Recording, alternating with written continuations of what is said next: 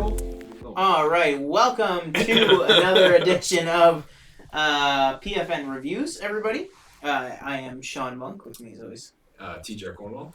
Bang, bang. Today we will be reviewing the Netflix movie, the hit Netflix movie, award-winning Netflix movie. Possibly. Yeah. Well, Golden Globe winning, Yeah. yes.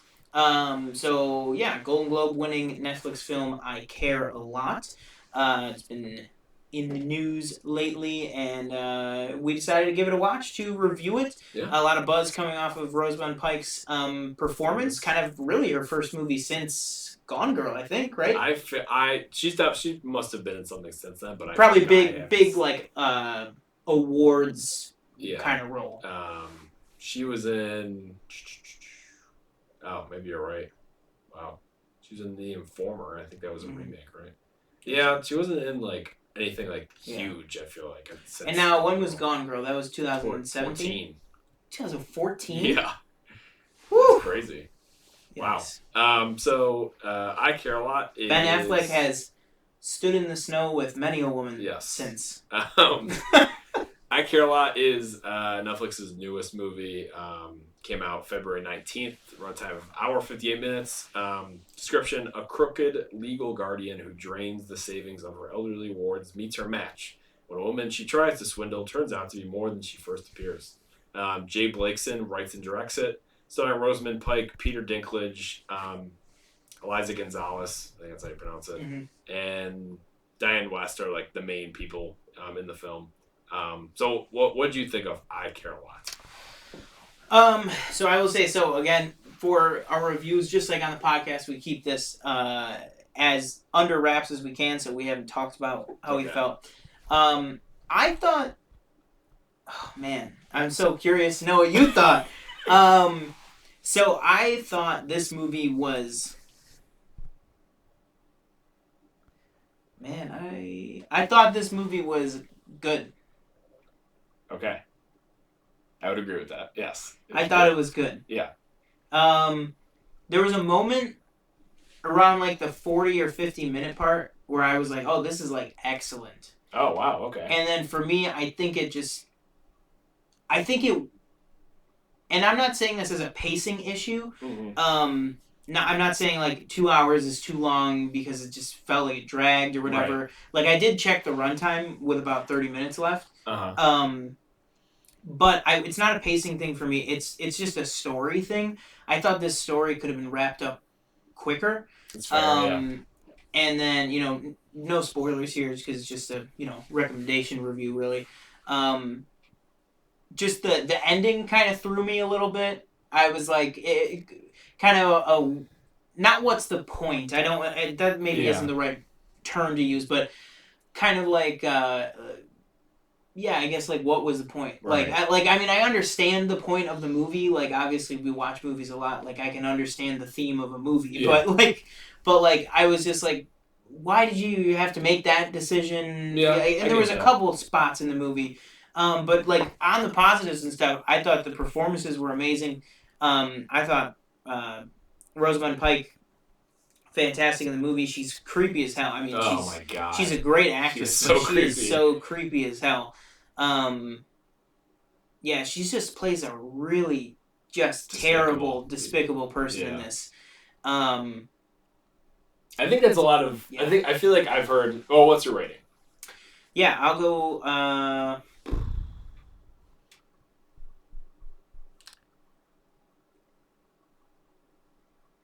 3.75 out of 5. Okay. As you said, I think it's one of the things I've heard about this movie over the past few days is that it's really hard to. Everybody's like, who am I supposed to root for? Well, you're not supposed to root for anybody because everybody's bad. I echo basically everything you said except the ending. I thought the ending was good because I thought that's what should have happened. It kind of brought it back around. It also had some subtle messages about stuff like weapons and stuff like that that we're not going to get into or anything in this. But Rosamund Pike was very, very, very, very bone-chillingly despicable. Like oh my God.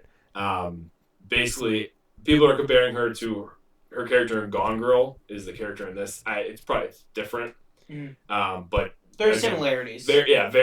Both very mean in both movies. Yeah. Peter Dinklage was also amazing, and Eliza Gonzalez was amazing as kind of like her right hand person in this movie. I thought the most creeped out I was when she came in to see Peter Dinklage's mom.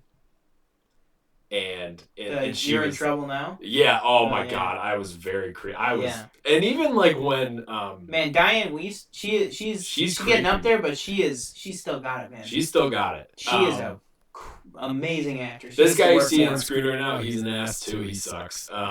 This movie sucks. To me, okay, I'll tell you right now. Yeah. This is not really a spoiler or anything. Yeah. This part of the movie was where I was like, whoa. Yeah. This is gonna be like. I didn't think we were going like this crazy. Yeah. I was like, I am so pumped for the rest of this. And then to me, and I'm not even saying that this scene was like that, like amazing or great or whatever.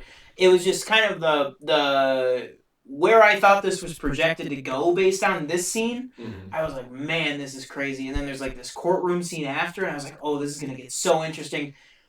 And then I will say that, not a spoiler, you probably would see it in genre listings. It kind of goes like action at the end, and that I really didn't like. I really didn't like that it went action. I would have preferred if this movie continued. The courtroom drama, suspense, crime aspect I liked. Yeah. I thought it was over. Same. And then it was not over, and there was another like 45 minutes left. Same. So that's probably where I would knock it is like I thought like I paused it. Probably when they're like in the wilderness, like kind exact same place. I paused it just to watch the Golden Globes. I didn't pause it because like I didn't want to watch. Oh, okay. That's exactly how much time was left. Yeah, that's exactly where I paused it. But I would agree that it does get kind of like actiony, which is kind of like weird. I feel like it just takes away from the premise. Yeah. And it kind of like the overall, I don't even know what the overall, like I get the overall message, but people are terrible. That's, worse than that. I mean, like the way she has like her wards pictures lined up on the wall. Like, it's like a mug shot of each one. And it's like, who can I take money from next? I'll tell you this. And does this thing actually can this happen? Dude, like when they called the emergency. Oh, here you go. When they called the emergency hearing, I was like, so this can just happen like, without the presence of the person? This is what I will say. In the first scene, which let me see if I can pull it up here. I'm just kind of scrubbing through here. Gosh, I know it's in here somewhere. I just saw it. So, anyways, while I'm kind of scrubbing for it, the opening like courtroom thing, this. Yeah. This to me was one of the most terrifying things I have ever seen on film. Was just this happening, and as far like you said, I'm not sure, but as far as the movie is saying that this is just completely normal practice. I was like thinking about like my own mother, with this guy. I was like, if I'm like 45 or 50 years old, like, and she starts to like have like ailment or something that any normal older person would have, like, and somebody tried to do this, like, if this is real, I'm like, there's literally nothing you can do against somebody rigging the system like this, because it's really the most despicable thing possible, because the reason why it's so terrifying is because this system is in place to help people. Yeah. And like the fact that somebody would rig it to take advantage of it and stuff like that and ruin the families' lives and really ruin the ward, the actual patient's life too. And she's even like this is like the very beginning. It's not a spoiler or anything. When he loses, obviously. Yeah. Not obviously, but he loses, and he basically is like, "Hey, bitch," and she's like, he spits at her, and she's like, "I will rip your dick and balls clean off." Yeah. And it's like, okay, let's not mess with her. And he's clearly like, all right, maybe I shouldn't be over here talking shit. I give this movie a 4 out of 5. I thought it was very good. Again, Rosamund Pike was amazing. But I think I would agree with you with Yeah. the action. Just a few points, a few choices that it made in the production that I was like, Really, honestly, if you remove all the action stuff from it in the third act, I think I would give it like a 4.5. Yeah. If it was that movie, that courtroom drama crime aspect that kept persisting, I would give it like 4.5. I thought Eliza Gonzalez's character kind of did something towards the end. Like, she made a decision where I was like, would that character really make that decision? Where it's kind of like, do we do this or do this? And she's been saying one thing, and then she's kind of like, actually, let's. Very much. I was kind of like, I don't know if I believe that her character would do that. Yeah, she was very stern on that topic. Yeah. Until she wasn't. Yeah, it was kind of like, oh, okay. Yeah. But yeah, overall, I think very, very good, and definitely something you should check out. Bang. Yeah. If you want a good film, I would say a pretty good film. Yeah, check it out. I Care a Lot. It's on Netflix right now. It's got all those people that we just mentioned. Make sure you go ahead and check the link in the description for our merch. We got t-shirts on sale right now, $19.99 for all designs and types. Yeah, I think that'll do it for this PFN review here. Again, I am Sean Monk at Paste Eating Yak on Twitter and Instagram. I'm going to go ahead and close this out. Yeah, I'm T.J. Cornwell at TJ_Cornwell on Instagram and Twitter. Don't forget to like, comment, subscribe on this video, on every video. Catch us every week, every Tuesday, 8 p.m. Eastern Standard Time for our live show. Talking a lot of news. Reviews have kind of gone as their own separate video. But yeah, catch us in the next one, and we'll see you next time. Bang. All right. How long was that one? It was like 11 minutes. Oh, really? It seemed longer than that. We're ending at 12:25. You know what I was talking about.